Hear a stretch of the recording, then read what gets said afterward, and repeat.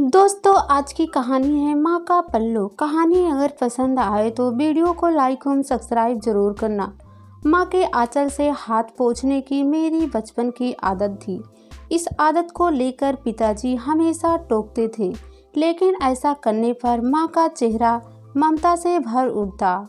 दिक्कत तो तब होती थी जब नौकरी के लिए परीक्षा देने के लिए बाहर जाता या कभी किसी अन्य काम से खाना खाने के बाद जब नैपकिन मिलता तो माँ का पल्लू याद आ जाता। ऐसा लगता कि या तो पेट नहीं भरा या खाना ही ठीक नहीं था। कई दिनों के बाद जब बाहर से घर आता तो माँ खाना परोसती और खाने के बाद नैपकिन मांगता तो माँ को लगता कि उनका बेटा बदल गया है, अपनी माँ से पहले जैसा प्रेम नहीं करता। माँ को लगता कि मुझे बाहर की हवा लग गई है।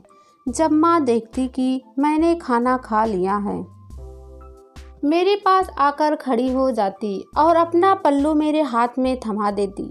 मुझे अच्छा लगता। जब मैं कभी कभार भूल जाती तो माँ कहती कि बाहर जाकर तुम्हें क्या हो जाता है, अपनी माँ का पल्लू भी याद नहीं रहता। मैं तुम्हें कभी बाहर नहीं जाने दूंगी। माँ के पल्लू से मेरा विशेष लगाव, प्रेम, अपनत्व था। यह मेरी दिनचर्या का हिस्सा था। माँ के न रहने पर भी मुझे खाने के बाद माँ की याद आती थी। माँ ने कभी ना सोचा और ना ही मैंने कि माँ की साड़ी खराब होती है। यही आदत शादी के बाद भी बनी रही। शादी के बाद पत्नी ने खाना परोसा। भोजन करने के बाद जैसे ही वह नैपकिन लेने के लिए उठी, मैंने अपनी आदत के अनुसार उसके पल्लू से हाथ पोंछ लिए। पहले तो पत्नी ने कहा, यह क्या है? मैंने कहा, बचपन की आदत। अब आप बच्चे नहीं रहे। पत्नी ने कुछ झुझलाते और समझाते हुए कहा, आप शादीशुदा हैं। जिस काम के लिए नैपकिन है उस काम के लिए मेरी कीमती साड़ी खराब करने की क्या ज़रूरत है? फिर यह कोई अच्छी आदत नहीं है। बुरी आदतें कभी भी सुधारी जा सकती है। मुझे बरबस ही माँ याद आ गई। मेरी आंखें भर आई। कहाँ तो मेरी माँ ने कभी अपनी महंगी से महंगी साड़ियों की परवाह नहीं की। माँ की हर साड़ी के छोर पर मेरे हाथ मुंह पोंछने के निशान लगे होते, लेकिन जब तक मैं माँ के पल्लू से हाथ नहीं पोंछ लेता, मेरा भोजन करना पूर्ण नहीं होता। मेरे और माँ के मध्य यह क्रिया हमारे प्रेम को सार्थक कर देती। पत्नी ने जब प्यार से खाना परोसा तो माँ ही लगी, लेकिन हाथ पोंछने के लिए पत्नी के पल्लू का इस्तेमाल करने पर जब पत्नी ने टोका, समझाया तो समझ में आया कि नहीं, यह पत्नी ही है। पत्नी जो पति की बुरी आदतों को सुधारती है और पति के सुधारने पर गर्व करती है। मुझे भी लगा कि जिस काम के लिए नैपकिन बना है उसके लिए पत्नी की कीमती साड़ी क्यों खराब करे। मैंने सबक के रूप में पत्नी की बात याद रखी और भूल से भी गलती ना हो जाए, इस हेतु मैं स्वयं ही खाना खाने से पहले नैपकिन अपने पास रखने लगा। तनुश्री संपन्न परिवार से थी, पढ़ी लिखी आधुनिक महिला। वह जानती थी कि परिवार को खुश कैसे रखा जाता है। एक पत्नी का क्या दायित्व होता है। कर्तव्य केवल उसके नहीं हैं, पति के भी हैं। पति जो पुरुष भी हैं। शादी के 1 से 2 वर्ष तक तो वह अच्छी पत्नी रही। हर काम दौड़ दौड़ कर खुशी खुशी किए, सबसे मिलना जुलना, हंसकर बोलना, सबका ध्यान रखना। लेकिन अब वह महिला संगठन की सदस्य में पढ़कर अब वह बात बात में रोक टोक बहस करने लगी। पतिदेव चुप चुप रहने लगे।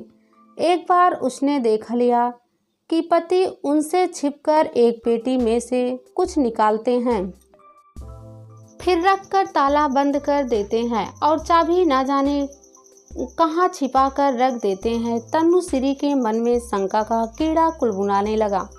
पहले उसने सोचा कि पति से पूछे, फिर यह सोचकर चुप हो गई कि कहीं पूछने से पति सतर्क ना हो जाए, छिपकर पता लगाना ही उचित होगा। उसने महिला संगठन को यह बात बताई तो उसने कहा, इन मर्दों का कोई ठिकाना नहीं, हो सकता है कि किसी अन्य स्त्री का कोई चक्कर हो। कहीं उस पेटी में पहली पत्नी तुमने पूरी जानकारी लेकर शादी की थी ना? ऐसा तो नहीं कि पहली स्त्री से तलाक हो गया हो या ना रही हो, तुमसे दूसरी शादी, कुछ भी हो सकता है। नहीं दीदी, मेरे घर वाले ने पूरी छानबीन की थी, वह ऐसा नहीं कर सकते। इतनी बड़ी बात छिप भी कैसे सकती है? फिर तो पक्का किसी लड़की के साथ अफेयर होगा। तुम पता करो, ऑफिस की कोई महिला है या कॉलोनी की, एक बार पता चल जाए तो ईंट से ईंट बजा देंगे। तुम चिंता मत करो, महिला संगठन तुम्हारे साथ है। तुम्हें ना केवल तलाक दिलवाएंगे बल्कि लंबा चौड़ा हर्जा खर्चा और साथ में उस आदमी को जेल भी भिजवाएंगे। कहीं मुंह दिखाने के काबिल नहीं रहेगा। लेकिन दीदी, मेरा घर, मेरा पति, मेरा परिवार, मेरा जीवन, सब कुछ लूट जाएगा। कहते हुए उसकी आंखों में आंसू आ गए। घर परिवार सब बाद में, पहले स्त्री का अधिकार, महिला मुक्ति ही हमारे जीवन का लक्ष्य है। महिलाओं के खिलाफ पुरुषों के अत्याचार को हम सहन नहीं करेंगे। तनुश्री की उदासी देखकर महिलाओं ने उसके सिर पर हाथ फेरते हुए कहा, पगली, रोती क्यों है? अभी तुम्हारी दीदी जिंदा है। बस इतना पता कर कि उस पेटी में ऐसा क्या है जो तुम्हारा पति तुमसे छिपा रहा है। साबित करने के लिए सबूत जरूरी है। तनुश्री ने घर का कोना कोना छान मारा, लेकिन उसे पेटी की चाबी कहीं नहीं मिली। उसने ठान लिया कि दूसरे दिन दोपहर में पति के दफ्तर जाने के बाद वह ताले को तोड़ेगी और इस भेद को जानकर रहेगी। वह बीमारी का बहाना करके पड़ी रही। पति ने पूछा, क्या हुआ? तबीयत खराब है। उसने गुस्से में कहा, क्यों, क्या मैं आराम नहीं कर सकती? यदि मेरा काम करने का मन ना हो तो भी मुझे काम करना पड़ेगा। कोई ज़बरदस्ती है? तनुश्री का गुस्सा देखकर पति चुप हो गए। पति ने उसे अपने हाथों से खाना बनाकर दिया। गुस्से में उसने खाने से मना कर दिया, मुझे भूख नहीं है। पति ने इसके बाद कुछ ना कहा। तनुश्री सोचने लगी, कितना चालाक आदमी है, सामने कितना शरीफ बनता है और पीठ पीछे ना जाने क्या क्या गुल खिलाता है। दिमाग में बस यही चल रहा था कि क्या होगा। उस पेटी में पति के दफ्तर जाते ही सबसे पहले वह पेटी के पास पहुंची। उसने पेटी में लगे ताले पर पत्थर से 3 से 4 प्रहार किए। ताला तो नहीं टूटा, पेटी जरूर जगह से खिसक गई। पेटी के नीचे चाबी देखकर वह चकित रह गई। इतनी चालाकी से छिपाया, तभी पूरे घर में तलाशने से भी नहीं मिली। उसने झट से ताला खोला। उसमें एक पुरानी सी लेकिन चमकदार साड़ी निकली।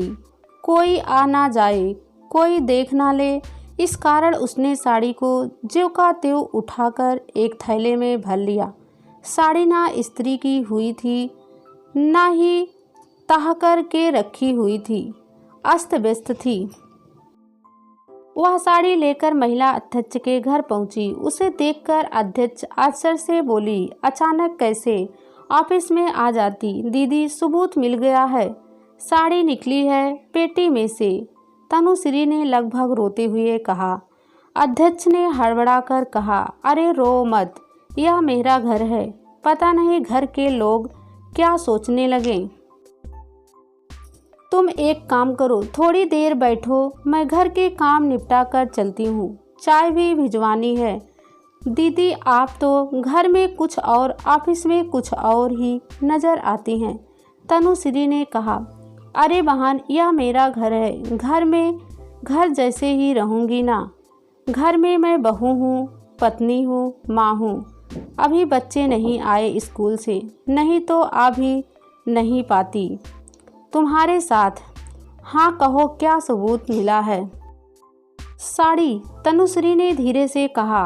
अब देखो, खैर नहीं तुम्हारे पति की। ऑफिस पहुंचते ही अध्यक्ष ने कहा, दिखाओ। उसने साड़ी निकाल कर दी। अध्यक्ष ने साड़ी को पूरा फैलाया। उसमें से एक कागज गिरा। तनुश्री ने उसे उठाया। अध्यक्षा ने कहा, प्रेम पत्र होगा, पढ़ो। या इतनी गंदी अस्त-व्यस्त साड़ी। अध्यक्षा ने साड़ी का गौर से मुआयना किया, उसे सूंघा, साड़ी को बहुत बारीकी से देखा।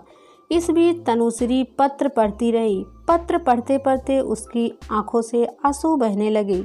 प्यारी माँ, आप तो रही नहीं। बचपन की एक आदत अभी तक नहीं छूटी।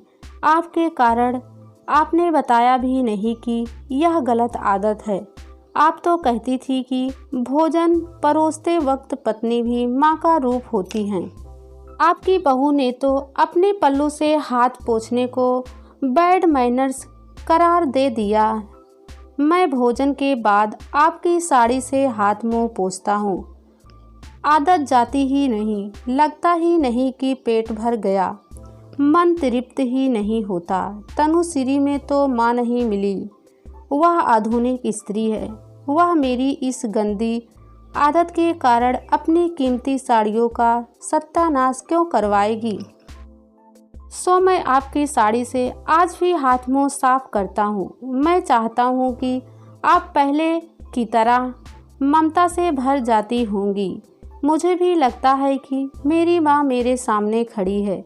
आपका बेटा। महिला महोदय ने तनुश्री को जोर जोर से रोते देखा। पत्र अपने हाथ में ले लिया।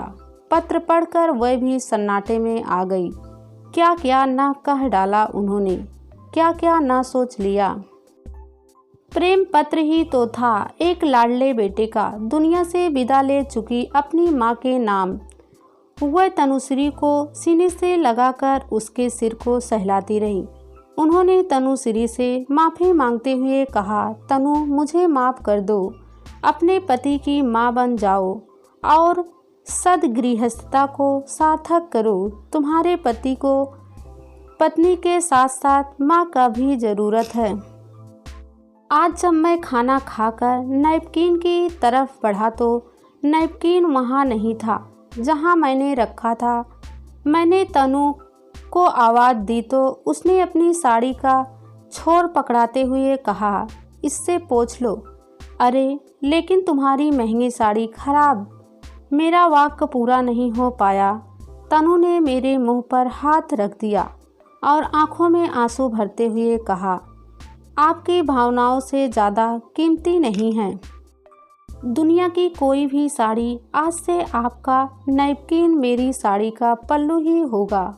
जिस दिन आपने मेरे पल्लू से हाथ मुंह साफ नहीं किया, मैं समझूंगी आपका स्नेह मेरे प्रति कम हो गया है। तनु के चेहरे के भाव देखकर मेरे सामने माँ का चेहरा घूम गया।